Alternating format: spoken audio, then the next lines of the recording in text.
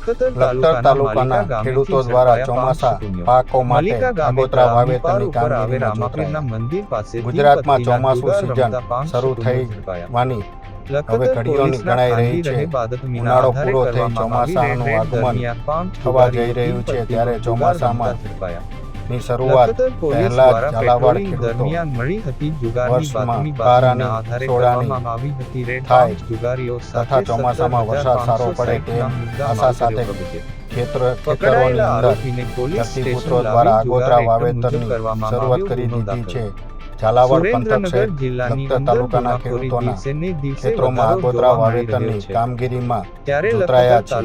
લખતર તાલુકાના હાલ ખેડૂતો દ્વારા ઉનાળાની અંતે બીટી, કપાસ, મગફળી જેવા પાકોના આગોતરા વાવેતર શરૂ કર્યા છે.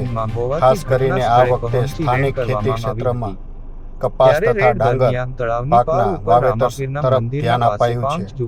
ત્યારે પંથકના ખેડૂતો દ્વારા ક્યાંક વાવેતર તો વળી ક્યાંક બીટી, કપાસના પિયત પણ ચાલુ કરી દેવાયા છે.